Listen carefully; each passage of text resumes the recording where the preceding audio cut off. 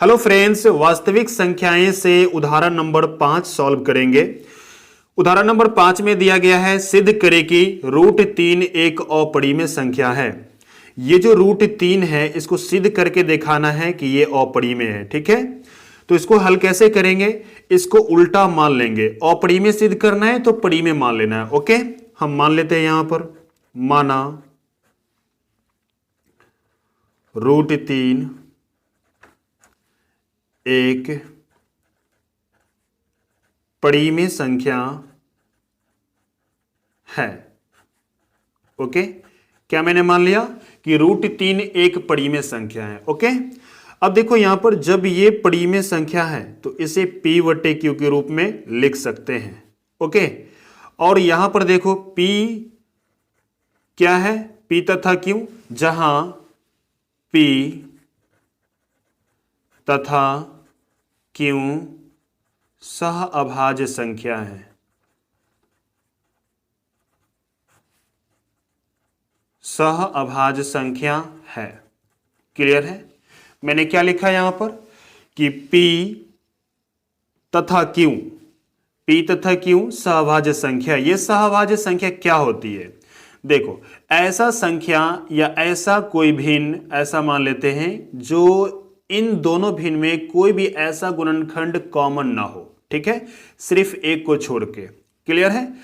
यहां पर देखो कोई भी कुछ भी कॉमन नहीं आ रहा है, तो ये ऐसा ही संख्या यहां पर है। ठीक है, दूसरी भाषा में अगर समझें तो कोई एक टेबल से इन दोनों में भाग ना लगे, उसे क्या कहते हैं? सहअभाज्य संख्या कहते हैं। ओके, क्लियर है? या तो कोई भी गुणनखंड ना हो, दोनों में उभयनिष्ठ गुणनखंड ना हो, तो वो सहअभाज्य संख्या होगा। ठीक है, मतलब ये P और Q जो है इसमें कोई भी एक संख्या से भाग नहीं लग रहा है। ठीक है, चलिए आगे बढ़ते हैं।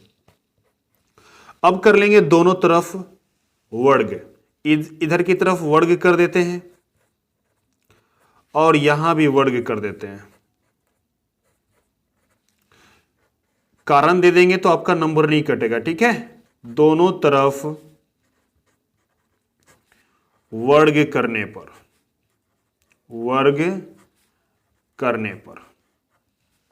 ओके। अब देखो यहां पर √3 के ऊपर में 2 है, इसमें से एक √3 निकल जाएगा। ठीक है, अब ये स्क्वायर दोनों पर है, मैं दोनों पर अलग से स्क्वायर लिख दूं, ऐसे लिख सकते हैं इन दोनों को। क्लियर है? यहां पर क्रॉस गुना कर लेंगे, कुछ नहीं, यहां पर तो एक नीचे मान सकते हैं। ऐसे गुना करेंगे तो हो जाएगा P² बराबर में ऐसे गुना करेंगे तो क्या होगा? 3Q²। ठीक है, और यह समीकरण 1 है। ओके, चलिए आगे बढ़ते हैं।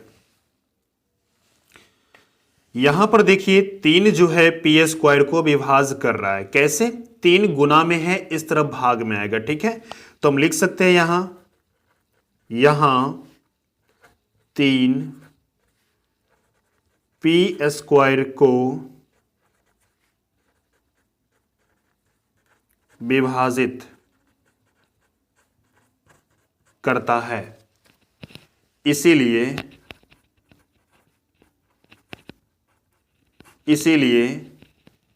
3 P को भी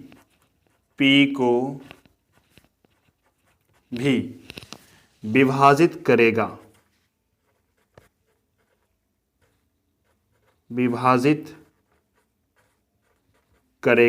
क्लियर? कैसे लिखे सो देखिए। अगर मान लेते हैं कि मेरे पास 25 दिया गया है। ठीक है, 25 को अगर 5 भाग दे, क्लियर है, 5 भाग देता है 25 को, तो इसका स्क्वायर जो होगा ना 25 का स्क्वायर क्या? 5 हम लिख सकते हैं। ठीक है, इस प्रकार से। ठीक है, 5 जो है 25 को भाग दे रहा है। अब देखो 5 इसको भी भाग देगा, अगर इसका स्क्वायर हटा दे तो इसको भी भाग देगा। ठीक है, मतलब यह है कि स्क्वायर रहेगा तो भी भाग लगेगा। ठीक है, स्क्वायर हटा देंगे तो भी भाग लगेगा। ठीक है, ठीक इसी प्रकार से 3 जो है P² को भी भाग दे रहा है। ठीक है, और 3 P² जब हटा देंगे तो भी भाग लगेगा। ठीक है, इसलिए हम लिख सकते हैं 3 P को भी विभाजित करेगा। ठीक है, चलिए आगे बढ़ते हैं। अब यहां पर क्या करना है? फिर से मान लेनी है, पुनः माना। क्या मानेंगे, लॉजिक देखिए यहां पर थोड़ा सा ध्यान दीजिएगा। हमको मानना है क्या कि पी स्क्वायर बराबर में 3 क्यों दिया है, ठीक है। मैं आपको याद करने के लिए बता रहा हूं ताकि याद हो जाए। ओके, तो हम लिख सकते हैं यहां पर कि P बराबर में 3m। ओके, मैंने ये माना है कि P जो है 3m है, ठीक है। P किसके बराबर है, 3m के बराबर है। और यहां पर m के बारे में लिख देंगे, जहां m एक धन पूर्णांक है।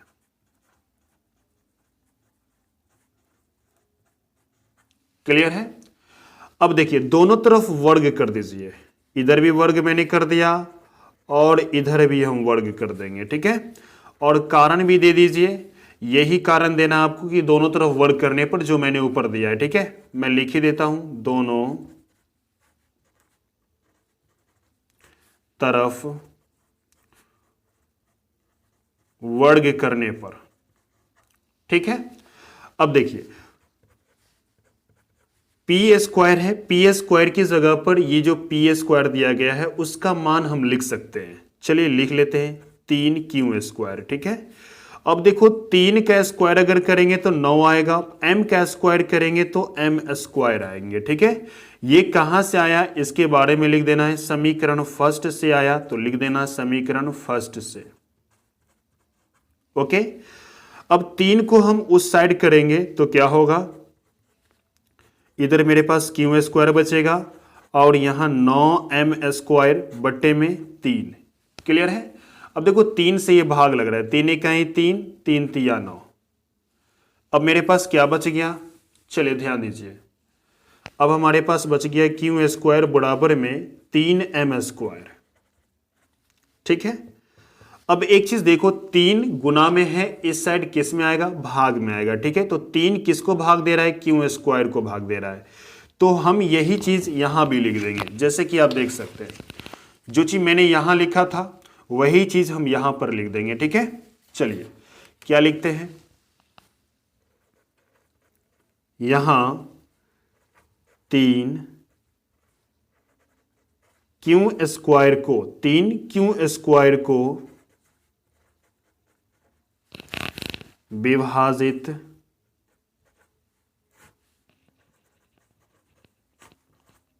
करता है, इसीलिए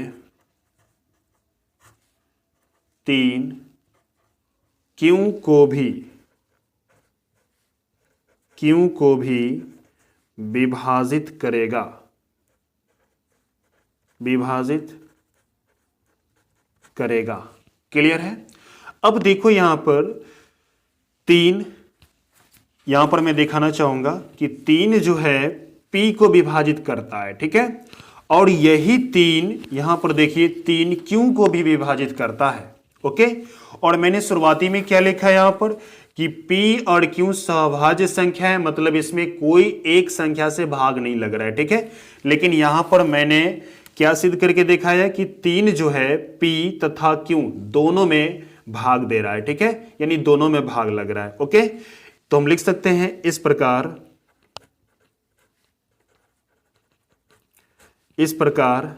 3 P तथा Q दोनों को विभाजित करता है। ओके,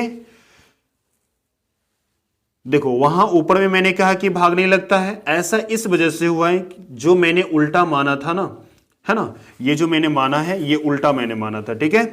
तो हम लिख सकते हैं अब कि हमारी मान्यता जो थी वो गलत है। तो हम लिख सकते हैं यहां पर क्या लिखेंगे, अतः हमारी मान्यता गलत है, अतः हमारी मान्यता गलत है।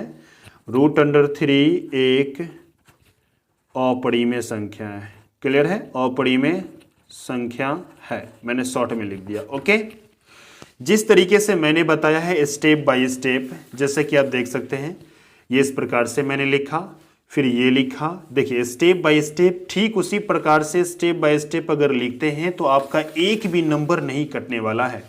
ओके, आपको पूरा पूरा मार्क्स मिलेंगे, जैसे कि आप यहां देख सकते हैं मैंने कितने अच्छे तरीके से आपको बताया। ठीक है, इसी प्रकार से आपको लिखनी है। इसकी प्रैक्टिस ज्यादा से ज्यादा कर लीजिए और ये आपके एग्जाम में जरूर आते हैं। ठीक है।